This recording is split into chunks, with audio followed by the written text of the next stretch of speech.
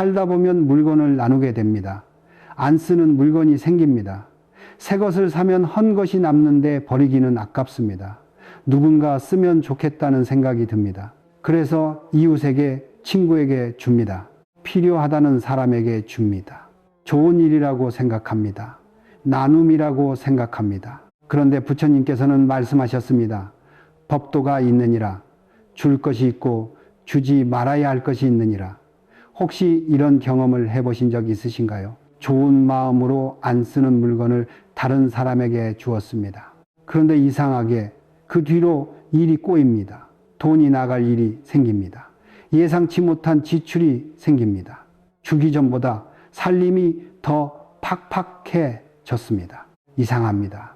베풀면 복이 온다고 했는데 복은커녕 새는 것 같습니다. 어쩌면 우연이 아닐 수 있습니다. 주지 말았어야 할 물건을 줬기 때문일 수 있습니다.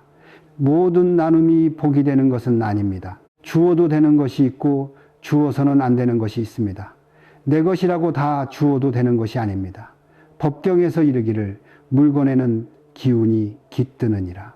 주인의 복이 물건에 담기느니라. 그 물건을 함부로 내보내면 복도 함께 나가느니라 하셨습니다.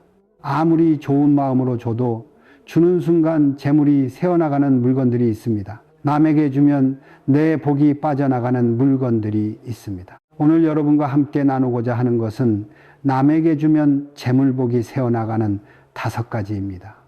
이것만 알아도 재물운에 구멍이 막힙니다. 새는 복을 지킬 수 있습니다. 이 말씀을 듣고 나면 무엇을 줘도 되고 무엇을 주면 안 되는지 알게 되실 것입니다. 앞으로 나눔을 할 때 복이 새지 않게 하실 수 있을 것입니다. 2026년 7월 12일은 새벽이었습니다. 기원정사 법당 안에 향연기가 피어오르고 있었습니다.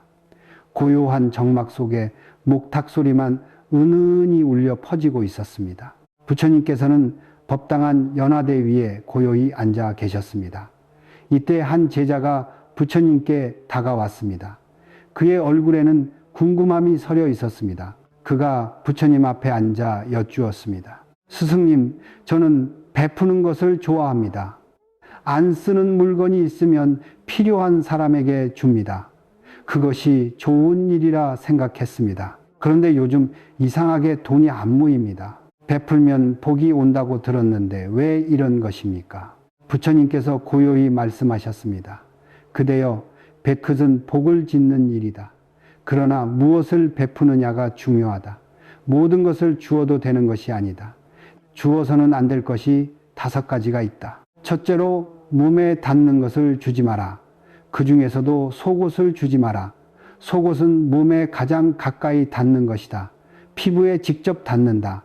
하루 종일 내 몸에 붙어 있다. 땀을 흡수하고 체온을 품는다. 하루 동안의 감정이 스며든다. 하루의 모든 기운이 속옷에 쌓인다. 몸에 가까운 것은 마음에도 가깝다. 마음에 가까운 것은 그 사람의 기운을 담는다. 속옷에는 그 사람의 가장 깊은 기운이 배어 있다. 몸에 기운이 배어 있다는 것은 그 사람의 운이 담겨 있다는 뜻이다. 건강운, 재물운, 전체적인 기운이 담겨 있다. 속옷에는 그 사람의 근본 기운이 스며 있다. 그런데 그대가 속옷을 남에게 주면 그대의 기운이 함께 나간다. 그대의 생명력이 함께 나간다. 재물의 기운이 함께 넘어간다. 복이 함께 빠져나간다. 빨아서 깨끗해진 것처럼 보여도 내 기운은 남아있다. 눈에 보이지 않을 뿐이다. 제자가 여쭈었습니다. 스승님, 겉옷도 몸에 닿는데 속옷이 특별한 이유가 있습니까? 부처님께서 말씀하셨습니다. 그대여, 겉옷은 바깥을 향한다. 세상과 만나는 옷이다. 겉옷에는 바깥 기운이 묻는다. 바람의 기운이 묻고 햇살의 기운이 묻고 먼지의 기운이 묻는다. 그러나 속옷은 오직 나만을 향한다. 나의 가장 깊은 곳과 맞닿아 있다. 생명의 기운이 드나드는 곳이다. 속옷에는 다른 옷과 다른 기운이 깃든다. 제자가 다시 여쭈었습니다. 스승님, 그러면 안 입는 속옷은 어떻게 해야 합니까? 부처님께서 말씀하셨습니다. 그대여, 입던 속옷은 버려라. 남에게 주지 말고 버려라. 아깝다고 생각하지 마라. 감사한 마음으로 버려라. 내 몸을 지켜주어 고맙다 하고 보내라. 받는 것도 마찬가지다. 남이 입던 속옷을 받지 말라. 아무리 깨끗해도 받지 말라. 아무리 좋은 것이라 해도 받지 말라. 그 속에 다른 사람의 기운이 있다. 그 기운이 내 몸에 닿는다. 좋은 기운이면 다행이지만 탁한 기운이면 해가 된다. 알 수 없는 것이니 받지 않는 것이 안전하다. 함경에서 이르기를 쓰는 물건은 그 사람의 분신과 같으니 함부로 주지 말라 하였다. 그러므로 그대여 속옷은 나만 입어라. 주지 마라. 남의 것을 받지도 마라. 그것은 나눔이 아니다. 내 복을 건네는 것이다. 이것이 재물복을 지키는 첫 번째 방법이다.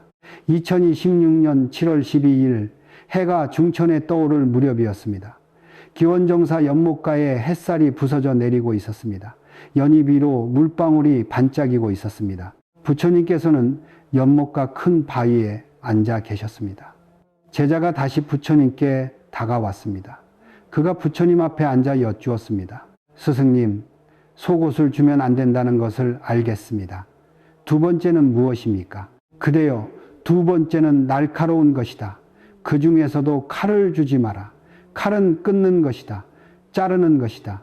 칼의 본성이 그러하다. 무언가를 자르고 끊고 가르기 위해 존재한다. 칼 자체가 나쁜 것이 아니다. 칼의 쓰임이 문제가 아니다. 칼에 깃든 기운이 문제인 것이다. 칼에는 끊는 기운이 담겨 있다.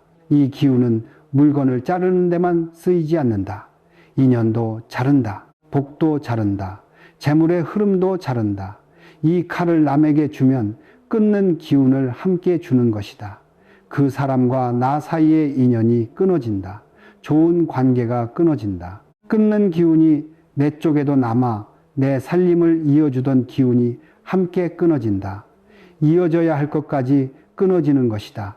재물의 인연이 끊어진다. 되던 일이 끊어진다. 끊는 기운이 내 삶에 작용한다. 칼을 받는 사람에게도 좋지 않다. 남이 쓰던 칼을 받으면 그 사람이 끊었던 기운을 받는 것이다. 복이 잘리고 재물이 잘린다. 주는 사람도 받는 사람도 해롭다. 칼이 오가면 끊는 기운이 오가는 것이다. 부엌은 큰 재물이 머무는 곳이다. 먹고 사는 것이 시작되는 곳이다. 그곳에 끊는 기운이 들어오면 재물운이 끊어진다. 그래서 옛 어른들도 칼을 선물하지 않았다. 날카로운 것은 주고받지 않는 것이다. 제자가 놀라며 여쭈었습니다. 스승님, 그러면 가위도 마찬가지입니까? 부처님께서 고개를 끄덕이셨습니다. 그렇다. 가위도 칼과 같다. 가위도 자르는 도구다.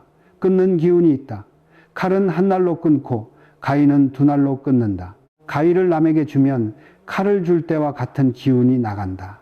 날카로운 것은 모두 그러하다.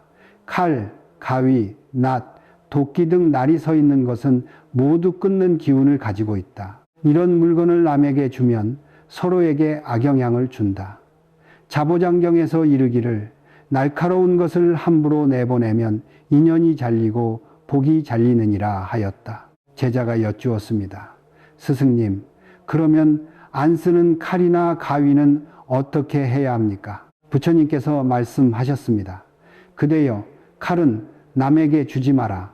안 쓰는 칼은 버려라. 버릴 때도 천이나 종이로 칼날을 감싸라.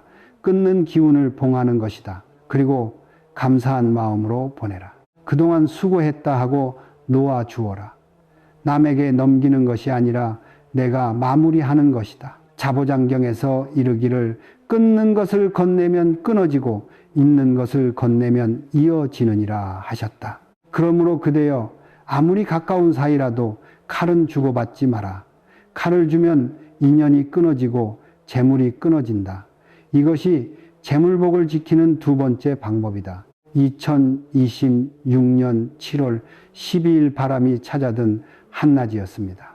기원정사들의 햇살이 따스하게 내려앉아 있었습니다. 부처님께서는 큰 보리수나무 아래 앉아 계셨습니다. 제자가 다시 부처님께 다가왔습니다. 그가 부처님 앞에 앉아 여쭈었습니다. 스승님, 세 번째로 주면 안 되는 물건은 무엇입니까? 부처님께서 말씀하셨습니다. 그대여, 셋째는 먹고 사는 뿌리가 담긴 것이다. 밥그릇, 밥솥, 쌀통을 주지 마라. 제자가 여쭈었습니다. 스승님, 밥 짓는 물건이 왜 재물복과 관계가 있습니까? 부처님께서 말씀하셨습니다. 그대여, 사람이 살아가는데 가장 먼저 필요한 것이 먹는 것이다.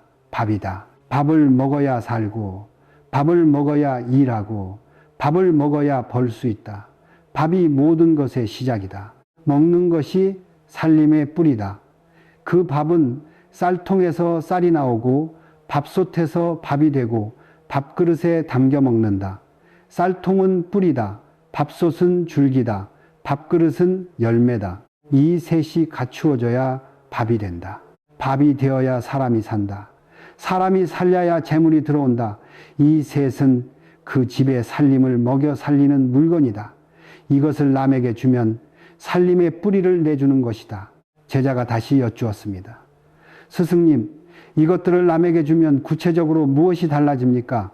부처님께서 말씀하셨습니다. 그대여, 밥솥은 밥을 짓는다. 쌀을 밥으로 바꾸는 물건이다. 먹을 수 없는 것을 먹을 수 있게 만드는 물건이다. 이것은 돈을 버는 것과 같다. 밥솥은 재물을 만들어내는 도구인 것이다. 그 집의 재물을 만들어내는 근원이다.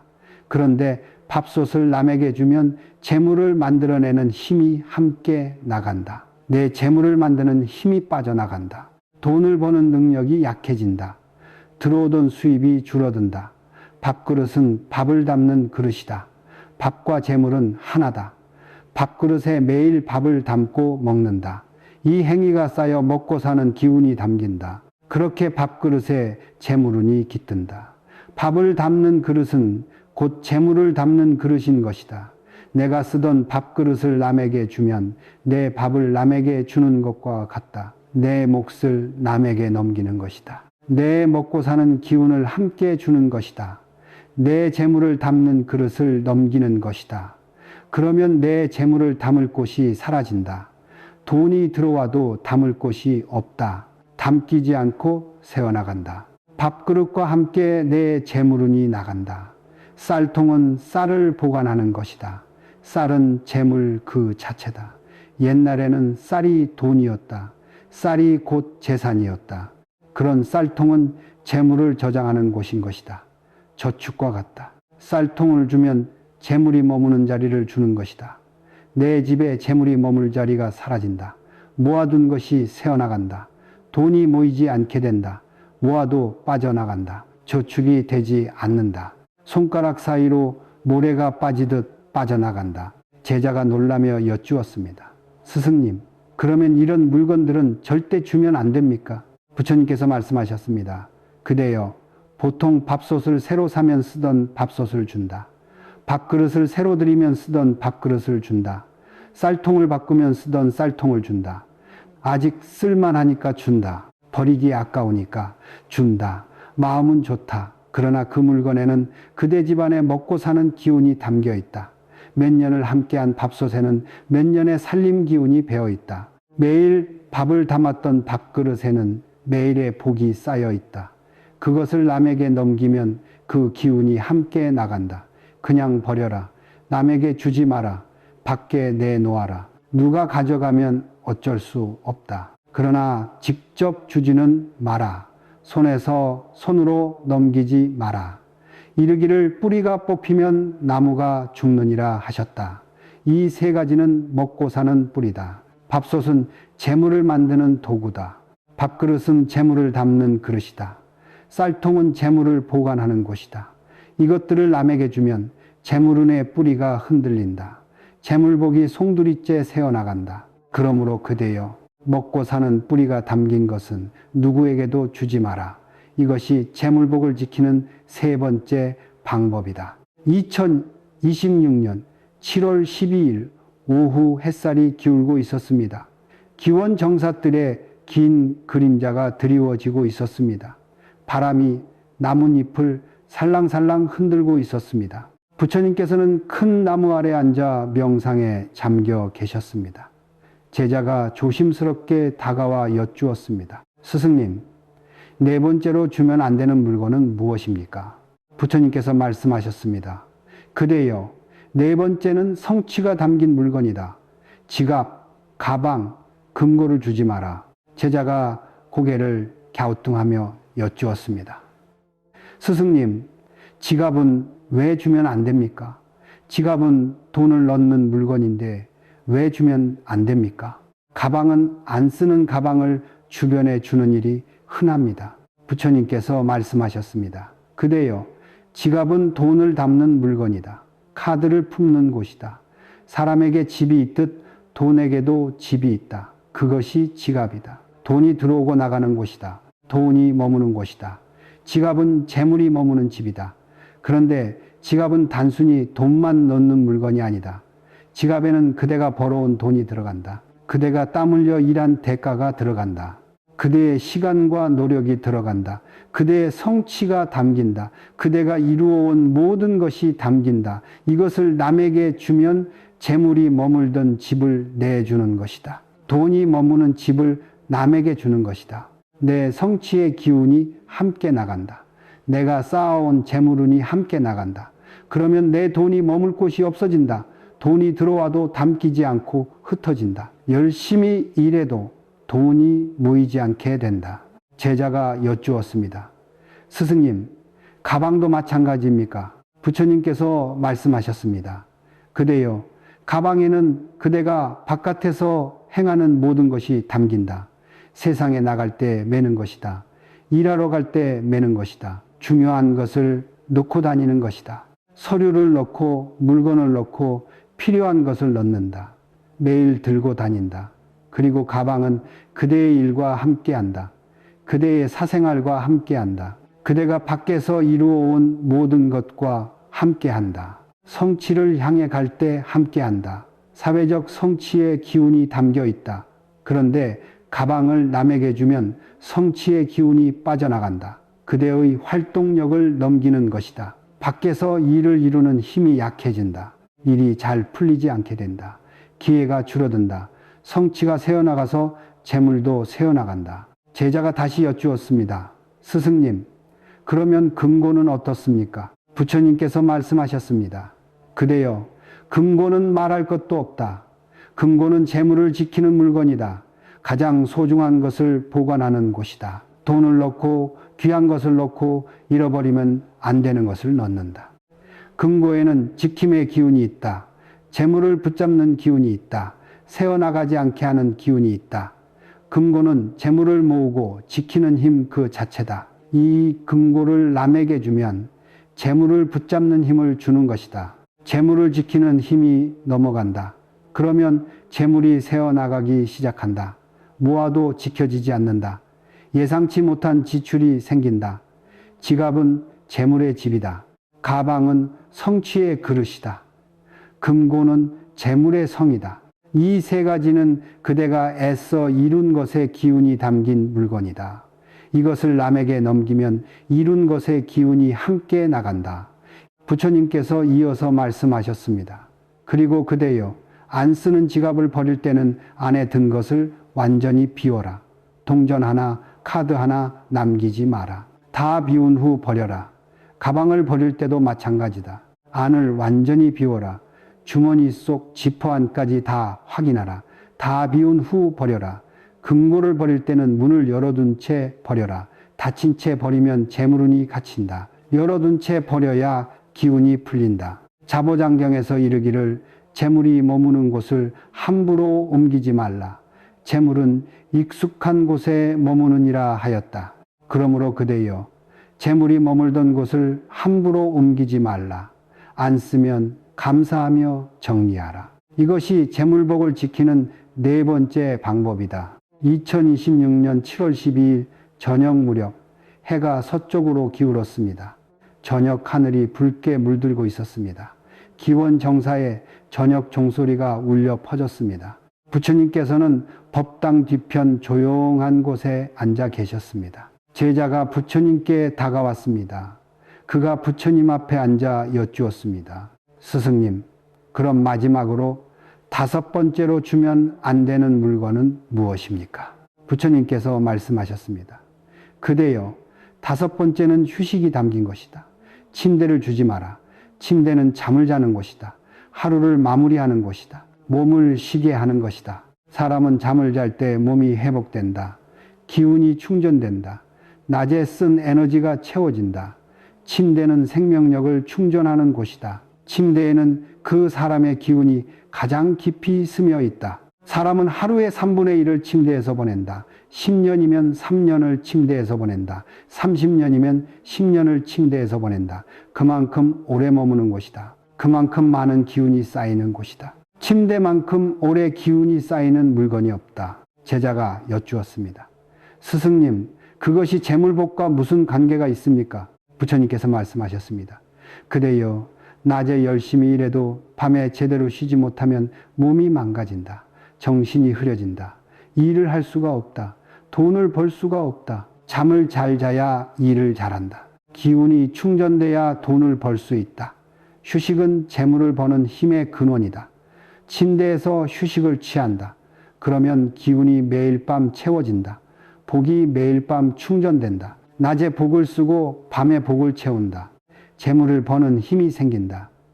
그런 침대를 남에게 주면 내 휴식의 터전을 넘기는 것이다. 기운을 채우는 곳을 내주는 것이다. 복을 충전하는 곳을 넘기는 것이다. 그러면 쉬어도 쉬는 것 같지 않다. 기운이 빠진다. 기운이 빠지면 일할 힘이 없다. 일할 힘이 없으면 돈을 벌 수 없다. 재물복이 새어나간다. 또한 침대에는 건강운이 담겨 있다. 침대를 주면 건강운도 함께 나간다. 건강이 나빠지면 일을 못한다. 일을 못하면 돈을 못 번다. 건강운과 재물운은 연결되어 있다. 부처님께서 이어서 말씀하셨습니다. 안 쓰는 침대는 그냥 버려라. 버릴 때는 먼저 햇볕에 말려라. 해가 좋은 날 밖에 내놓아라. 햇볕은 기운을 정화한다. 묵은 기운을 씻어낸다. 충분히 햇볕을 쬐어준 후 버려라. 법경에서 이르기를 쉼이 있어야 나아감이 있느니라 하였다. 침대는 쉼의 자리다. 쉼의 자리를 남에게 넘기면 나아갈 힘도 함께 넘어간다. 그러므로 그대여, 휴식이 담긴 것을 지켜라. 이것이 재물복을 지키는 5번째 방법이다. 지금부터 구체적인 실천 방법을 말씀드리겠습니다. 첫 번째, 주기 전에 5가지 질문을 던지십시오. 물건을 남에게 주려 할 때 바로 주지 마십시오. 먼저 스스로에게 5가지를 물으십시오. 이것은 내 몸에 닿았던 것인가? 이것은 날카로운 것인가? 이것은 먹고 사는 것과 이어진 것인가? 이것은 내 성취가 담긴 것인가? 이것은 내 휴식이 담긴 것인가? 5가지 중 하나라도 해당되면 주지 마십시오. 해당되지 않으면 주셔도 됩니다. 처음에는 이게 해당되나 안 되나 싶을 수 있습니다. 그럴 때는 주지 마십시오. 헷갈리면 주지 않는 것이 안전합니다. 확실히 괜찮은 것만 주십시오. 이 질문이 습관이 되면 실수하지 않습니다. 모르고 주는 일이 없어집니다. 이 질문만 기억해도 재물복이 새는 것을 막을 수 있습니다. 두 번째, 그냥 주지 말고 교환으로 바꾸십시오. 넘겨야 할 상황이 있습니다. 거절하기 어려운 상황이 있습니다.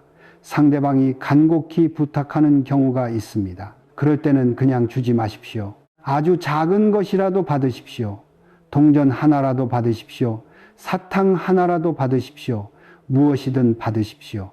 그냥 주면 일방적으로 나가는 것입니다. 기운이 한쪽으로만 빠져나가는 것입니다. 그러나 받으면 선물이 아니라 거래가 됩니다. 주는 것이 아니라 파는 것이 됩니다. 거래는 기운이 한쪽으로 빠지지 않습니다. 주고받으면 균형이 맞습니다. 균형이 맞으면 재물복이 새지 않습니다. 공짜로 주면 복이 빠지고 교환하면 복이 돈다. 이것을 기억하십시오. 세 번째, 당장 주지 말고 하루를 멈추십시오. 물건을 주려는 마음이 들면 바로 행동하지 마십시오. 하루만 멈추십시오. 오늘은 그냥 두고 내일 다시 생각하십시오. 주려는 마음은 대부분 순간적입니다. 정리하다가 갑자기 생각납니다. 이건 누구한테 주면 되겠다. 버리기 아깝다. 아직 쓸만한데. 이런 생각이 순간적으로 듭니다. 그 순간에 바로 행동하면 판단이 흐려집니다. 하루가 지나면 생각이 달라질 수 있습니다.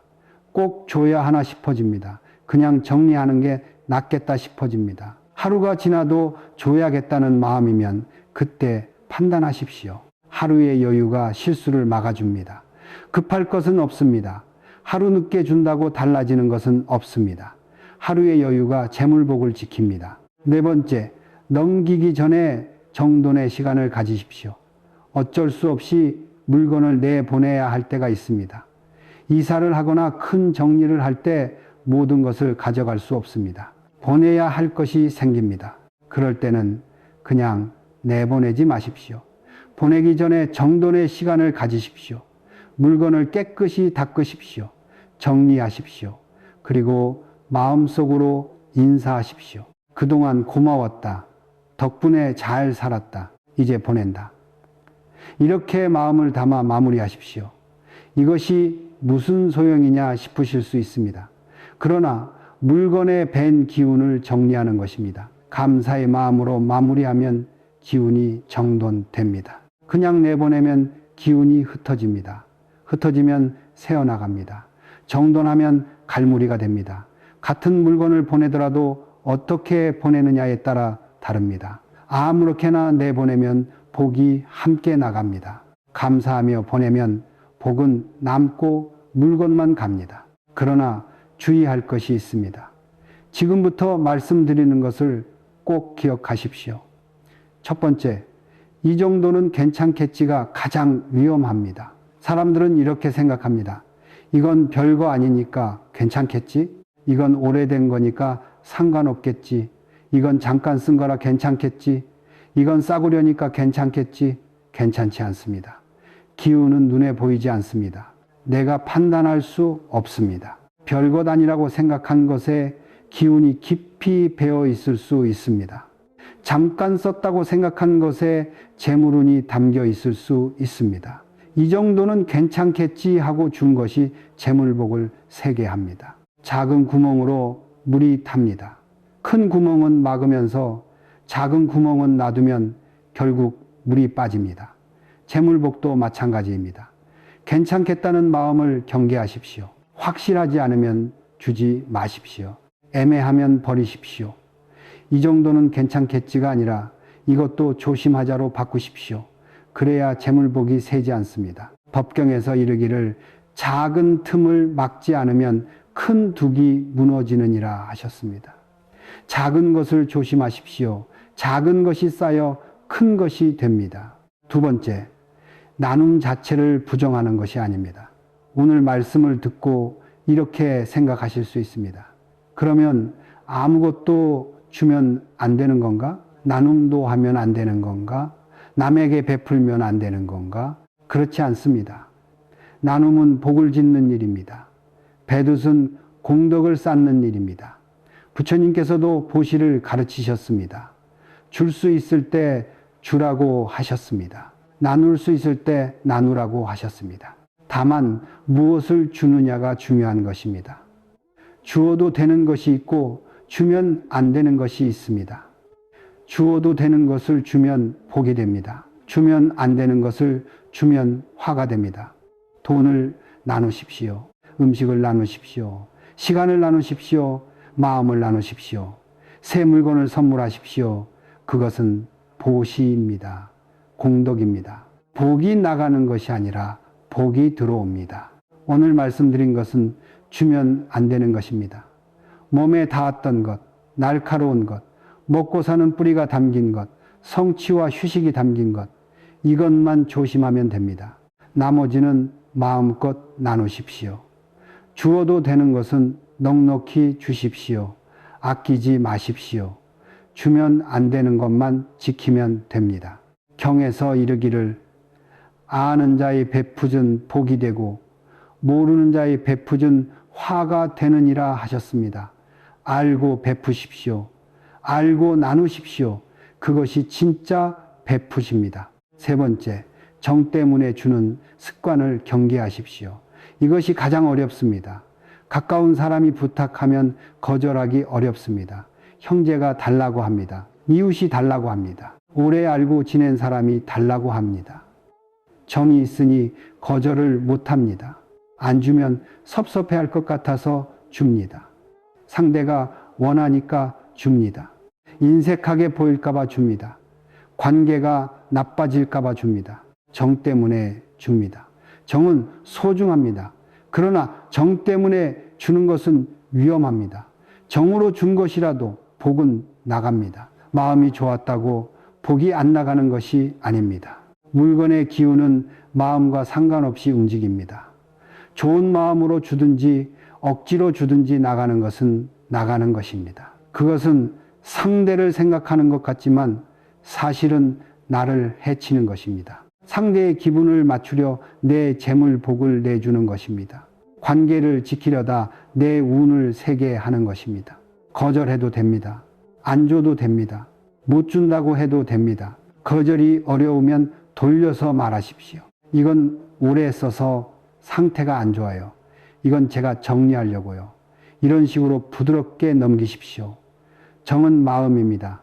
마음은 물건이 아니어도 전할 수 있습니다. 물건 대신 시간을, 말을, 마음을 주십시오.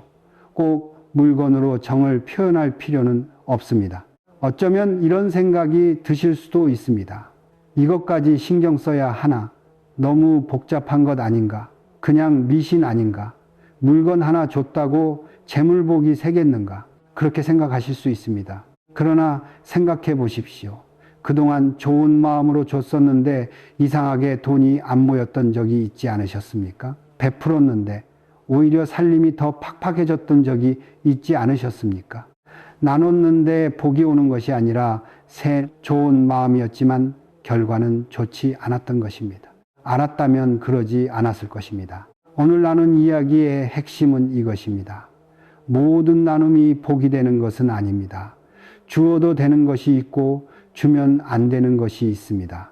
내 몸에 닿았던 것, 날카로운 것, 먹고 사는 뿌리가 담긴 것, 성취와 휴식이 담긴 것, 이 5가지를 주면 재물복이 새어나갑니다. 이것들은 주지 마십시오. 버리십시오. 꼭 줘야 한다면 돈을 받아 거래로 바꾸십시오. 법구경에서 이르기를 아는 것이 힘이요 모르는 것이 해이니라 하셨습니다. 오늘 알았습니다. 이제 아셨습니다. 알았으니 지킬 수 있습니다. 오늘 가르침이 마음에 와 닿으셨다면 댓글로 나눠 주십시오. 앞으로 조심하겠습니다. 이 한마디만 남겨주셔도 됩니다. 그 다짐이 실천의 시작이 됩니다. 마음으로 생각하면 힘이 생기고 글로 쓰면 더 힘이 생깁니다. 여러분의 다짐이 다른 분들에게도 큰 도움이 될 것입니다. 영상이 도움이 되셨다면 구독과 좋아요 부탁드립니다. 여러분의 응원이 더 좋은 영상을 만드는 힘이 됩니다. 부처님의 지혜로 마음의 평화를 찾아가는 자비로운 길이었습니다. 오늘 나눈 가르침으로 새는 구멍이 막히고 재물복이 가득 차시기를 간절히 바랍니다. 여러분의 배탐이 모두 복이 되어 돌아오시기를 바랍니다. 부처님의 자비가 여러분과 늘 함께 하시기를 바랍니다. 나무 아미타불 관세음보살. 방금 전까지는 또 다른 이야기였습니다. 그리고 지금부터는 완전히 새로운 주제로 넘어가 보겠습니다. 잘 되는 집이나 손님이 끊이지 않는 가게를 보면 괜히 눈길이 가죠. 하루에도 수십 명, 수백 명이 드나드는 공간인데도 분위기는 늘 편안하고 묘하게 기운이 살아있는 느낌을 받아보신 적 있으실 겁니다. 그런 공간에는 공통적으로 눈에 띄는 것들이 몇 가지 있는데요. 그중 하나가 바로 기운을 살리고 돈의 흐름을 부르는 식물입니다. 예, 부자들은 단지 열심히 일하는 것에 그치지 않고 자신의 공간 안에 복을 부르는 물건들을 직접 선택해 왔습니다. 그게 그림일 수도 있고 색상이나 가구 배치일 수도 있고 그리고 우리가 오늘 이야기할 식물일 수도 있습니다. 풍수에서는 식물을 단순한 장식이 아니라 좋은 기운을 머물게 하고 탁한 흐름을 정화하는 도구로 봅니다. 특히 재물운, 건강운, 사람 사이의 기운까지도 이 식물 하나가 흐름을 바꾸는 매개체가 될 수 있다는 해석이 아주 많습니다. 하지만 모든 식물이 복을 부르는 건 아닙니다. 보기엔 멋져 보여도 오히려 집안의 운을 막는 식물도 있고 잘 배치된 식물 하나로 기적처럼 운이 트였다는 이야기들도 적지 않죠. 그래서 오늘은 집안에 두면 재물운이 꺾이는 식물, 행운을 부르고 돈의 흐름을 살리는 식물, 그리고 식물을 어디에 두면 가장 큰 효과를 볼 수 있는지까지 풍수 인테리어의 핵심을 쉽고 알차게 전해드리겠습니다. 이 영상 하나로 여러분의 집 기운이 바뀔 수도 있습니다. 시작하기 전에 이처럼 유익한 풍수 콘텐츠를 누구보다 먼저 받아보고 싶다면 구독과 좋아요 먼저 눌러주세요. 그 한 번의 실천이 복을 여는 첫걸음이 될 수 있습니다. 그럼 지금부터 함께 해볼까요? 복을 끊는 식물 첫 번째는 점란입니다. 흔히 스파이더 플랜트라고도 부르는 식물입니다. 점란은 공기 정화에 좋다고 알려져 있어 많은 분들이 주방, 거실, 창가 등에 두고 키우시죠. 그런데 풍수에서는 이 식물을 기운이 사방으로 흩어지는 식물로 분류합니다. 잎이 아래로 처지고 넓게 퍼지듯 뻗어나가기 때문에 집안에 집중돼야 할 에너지를 흩트려 돈이 모이지 않고 자꾸 빠져나가는 구조를 만들어 버립니다. 특히 재정적으로 불안하거나 모아도 금방 써버리는 일이 반복되는 경우라면 점란이 놓인 위치나 방향을 꼭 점검해 보셔야 합니다. 풍수에서는 재물자리에 해당하는 동남쪽에 이런 기운 분산형 식물을 두는 걸 좋지 않게 봅니다. 꼭 키우고 싶으시다면 붉은색이나 노란색 화분처럼 양기를 보완하는 요소와 함께 배치하시고 되도록 공간의 중심이 아닌 보조적인 위치에 두는 것이 좋습니다. 점란 자체가 나쁘다기보다는 그 기운을 어떻게 다루느냐에 따라 재물운의 흐름에 큰 영향을 줄 수 있다는 점 꼭 기억해 주세요. 두 번째 식물은 알로카시아입니다. 넓고 뾰족한 잎이 인상적인 이 식물은 요즘 인테리어용으로 베란다나 거실 한쪽에 자주 놓이는 대형 화초 중 하나입니다. 하지만 풍수에서는 이 알로카시아를 살기를 품은 식물로 해석합니다.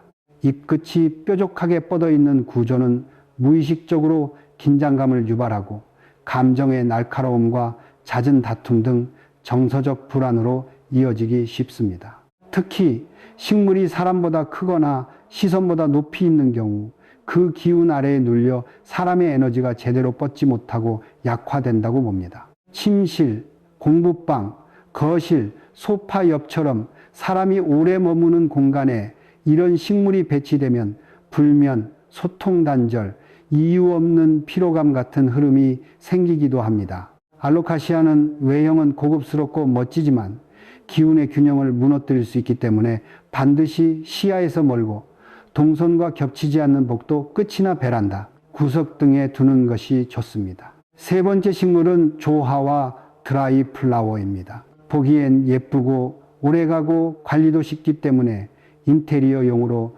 많이들 사용하시지만 풍수에서는 이 조화를 죽은 식물로 간주합니다. 살아있는 생명력이 없는 조화는 집안에 정체된 음기를 만들어내고 기운의 흐름을 막으며 결국 재물운이 들어올 수 있는 길까지도 차단해 버릴 수 있습니다. 특히 이런 식물은 집안 전체 에너지를 가라앉히고 공간에 활기를 빼앗는 구조를 만듭니다. 실제로 조화를 식탁 근처에 장식용으로 두었던 한 사례에서는 어느 순간부터 가족 간의 대화가 줄어들고 식사 시간이 조용하고 서먹해졌다는 경험담도 있었습니다. 풍수에서는 살아있는 기운이 순환해야 돈도 돌고 건강도 지켜진다고 보는데요. 조화는 그 순환을 막는 장애물로 작용합니다. 거실, 안방, 주방 같은 중심 공간에는 절대 두지 마시고 이미 집안에 두셨다면 가능한 한 실제 자연 식물로 바꿔주시길 추천해 드립니다. 지금까지 운을 막기에 절대 놓아서는 안 될 식물들을 알려드렸는데요. 혹시라도 우리 집에 해당하는 게 있으셨나요? 만약 하나라도 있다면 망설이지 말고 바로 정리해 주세요. 좋은 물건으로 집을 채우기 전 선행되어야 할 것이 바로 나쁜 기운을 발산하는 것들을 없애는 것입니다. 그럼 이제 우리 집에 재물과 행운을 불러들이는 식물 3가지를 알려드릴게요. 복을 부르는 식물 첫 번째는 녹보수입니다. 녹보수는 두껍고 윤기 있는 잎을 가진 대표적인 재물은 식물로 풍수에서는 이 식물을 두었을 때 집안에 들어오는 복된 기운이 쉽게 머무를 수 있다고 해석합니다. 특히 줄기와 잎이 위로 곱게 뻗은 생김새는 기운이 상승하고 성장하는 흐름을 뜻하며 들어오는 운을 아래로 흘려보내지 않고 집안에 머물게 하는 구조를 만들어줍니다. 녹보수를 거실에 두면 공간 자체의 중심 에너지가 안정되고 외부의 나쁜 기운으로부터 완충작용을 하며 현관 근처에 둘 경우에는 밖에서 들어오는 좋은 운을 집안으로 끌어들이는 역할을 하게 됩니다. 또 녹보수는 공기정화 능력도 뛰어나고 반그늘에서도 잘 자라는 식물이라 실내에서 키우기에도 부담이 없고 오래 두기에도 좋습니다. 잎에 먼지가 쌓이면 기운의 흐름도 탁해진다고 보기 때문에 주기적으로 잎을 닦아주는 것이 풍수적으로도 매우 중요합니다. 추천 위치는 거실의 동쪽이나 밝은 창가 또는 현관문을 열었을 때 시야에 들어오는 지점으로 이런 공간에 두면 복이 자연스럽게 들어와 머무는 흐름을 만들 수 있습니다. 작은 화분 하나지만 제대로 배치하면 집안의 기운을 안정시키고 재물운까지 높일 수 있는 아주 실속 있는 식물이 바로 녹보수입니다. 두 번째는 아글라오네마입니다. 아글라오네마는 붉은빛, 연두빛, 은빛처럼 잎사귀에 화려한 색채가 섞인 실내 식물로 인테리어 효과도 뛰어남과 동시에 풍수적으로도 매우 높은 평가를 받는 식물입니다. 이 식물의 가장 큰 특징은 공간의 기운을 밝게 만들고 정화하는 능력인데 특히 집안에 정체된 기운이 쌓였거나 사람이 오래 머무는 공간에서 기운이 답답하게 느껴질 때 아글라오네마를 두면 그 기운이 순환되며 자연스럽게 활기를 되찾게 됩니다. 풍수에서는 아글라오네마를 행운을 부르고 안정감을 주는 식물로 해석하며 집중력 향상과 감정 안정에도 도움이 되는 기운을 가진 식물이라고 봅니다.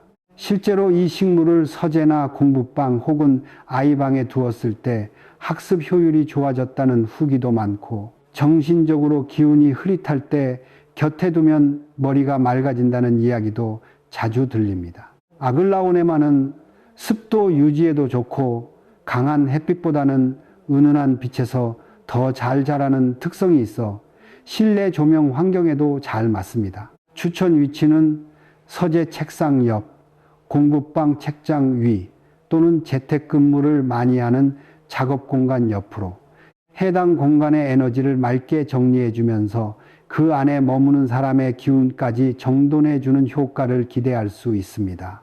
눈에 잘 띄는 곳에 두면 시각적으로도 기분이 좋아지고 공간 전체가 환해지는 느낌이 드는 식물이 바로 아글라오네마입니다. 세 번째는 스킨답서스입니다.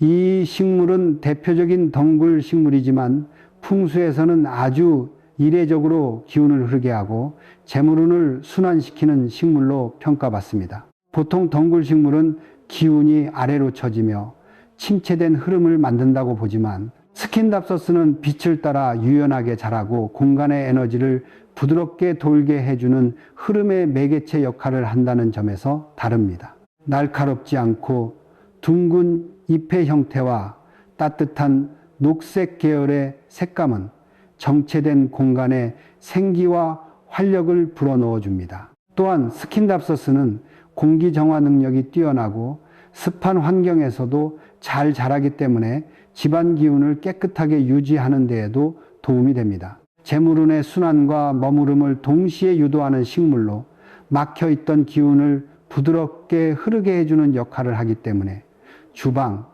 거실, 현관 근처처럼 기운의 흐름이 중요한 곳에 두면 더욱 효과적입니다.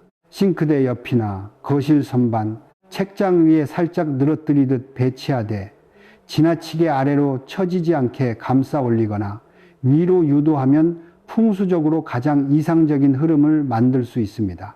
화분 하나 바꿨을 뿐인데 이상하게 집안 분위기가 달라졌다는 이야기를 실제로 남겨주신 분들이 많이 계십니다. 식물은 단순한 장식이 아니라 공간의 기운을 바꾸는 가장 강력한 도구가 될 수 있습니다. 지금 집안 어딘가가 무겁고 침체된 느낌이 든다면 어쩌면 오늘 영상에서 소개한 가난을 부르는 식물이 그 자리에 놓여 있었던 건 아닐지 꼭 점검해 보시길 바랍니다. 그리고 그 자리를 복을 부르는 식물로 바꿔보세요. 작고 단순한 실천 같지만 그 변화가 집안의 흐름을 바꾸고 기운을 바꾸며 결국 재물도 건강도 우리의 삶까지도 자연스럽게 따라오게 만듭니다. 오늘 영상이 도움이 되셨다면 좋아요와 구독으로 함께 해주시고요. 지금 여러분의 집에는 어떤 식물이 놓여 있는지 또는 궁금한 점이 있으시다면 댓글로 자유롭게 남겨주세요. 저는 그 마음과 함께 복된 기운이 머무를 수 있도록 진심을 담아 기도드리겠습니다.